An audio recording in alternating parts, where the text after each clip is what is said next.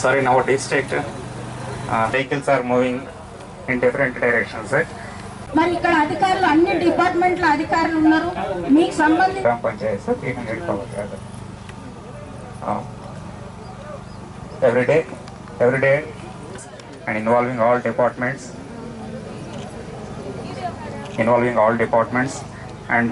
all departments are explaining the central government schemes.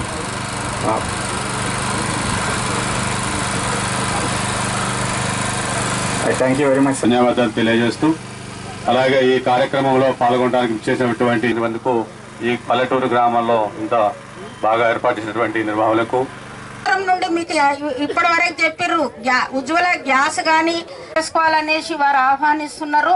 అదే రకంగా మరి అక్కడ కూడా ఒక పేద మహిళ ఇంటికి వెళ్ళి చాయ్ పెట్టించుకొని తాగిండి అన్న విషయాన్ని మనం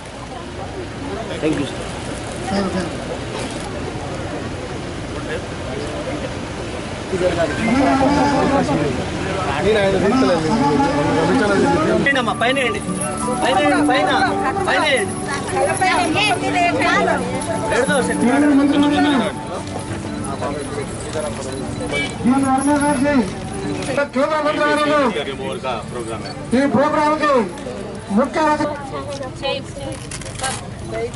జరుగుతున్న సందర్భంగా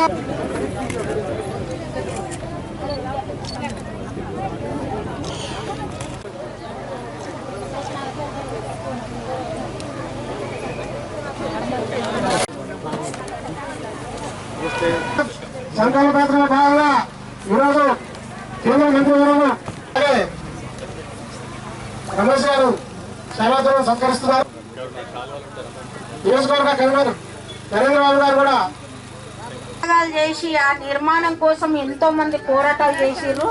మరి అవన్నిట్లను కూడా అధిగమించి ఎవరి ప్రాణాలు పోకుండా ఒక రక్తం కొత్త ఎవరిదంటే నరేంద్ర మోడీ గారిది. ఆ పుణ్య తిథి 22వ తేదీన మరి సంక్షేమ పథకాలు చాలా ప్రవేశపెట్టారు. వాటన్నిటిని కూడా మనకు లోకల్గా ఉండేటువంటి ఆ లబ్ధిదారులకు మరింత అవగాహన కల్పించేందుకు ఢిల్లీ నుంచి మా మంత్రి బ్యాంకు సంబంధించినటువంటి బ్యాంక్ అధికారులు కూడా విరివిగా వారికి సహకరించి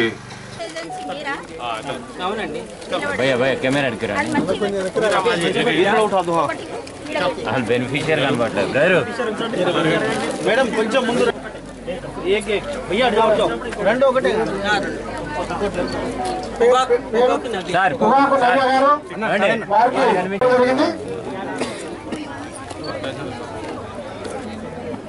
సార్ గారు చూడమ్మా కొత్త గారు వస్తుంది నా తల్లి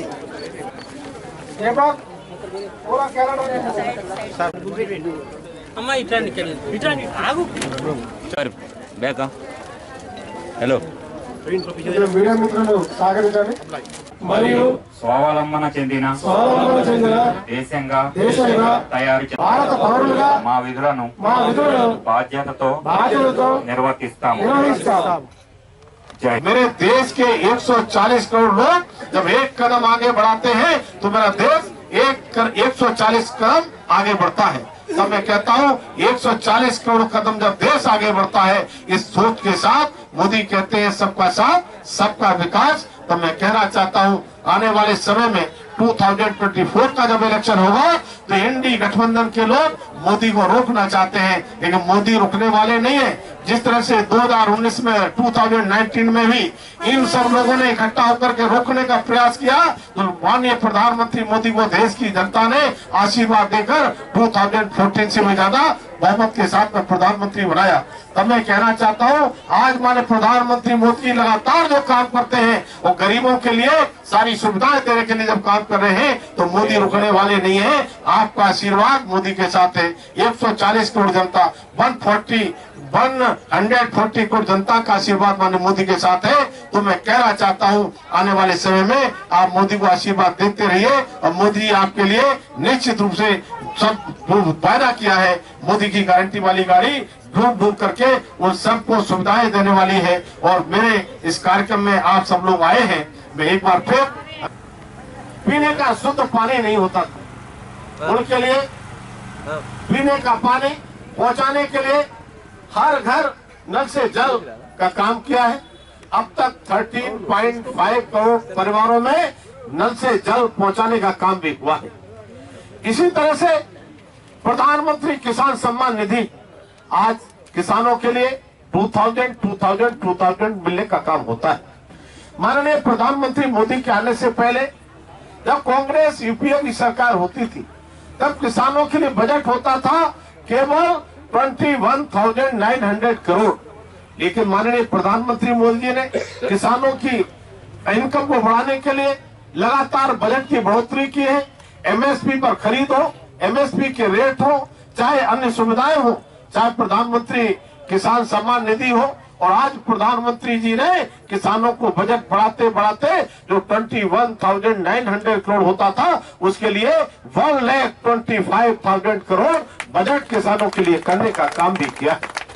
इसी तरह से हमारे साथियों में कहना चाहता हूं, माननीय प्रधानमंत्री मोदी जी जब एक जनधन अकाउंट खुलवा रहे थे, जीरो बैलेंस अकाउंट खुलवा रहे थे, तो हमारे अपोजिशन ग्रुप के लोग, अपोजिशन पार्टी के लोग कहते थे इन जीरो बैलेंस अकाउंट से क्या होगा।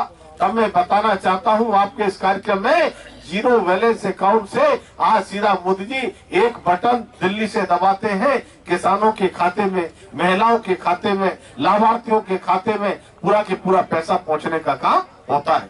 आज किसान सम्मान निधि की बात करूं तो एक बटन मोदी जी दिल्ली से दबाते हैं और किसानों के 11 करोड़ किसानों के खाते में सीधा अब तक 2,80,000 करोड़ रुपया सीधा पहुंचने का काम हुआ है। अब तक जीरो बैलेंस अकाउंट के माध्यम से हमारे लाभार्थियों के, महिलाओं के, किसानों के खाते दबाते हैं और किसानों के 11 करोड़ किसानों के खाते में सीधा अब तक 2,80,000 करोड़ रुपया सीधा पहुंचने का काम हुआ है।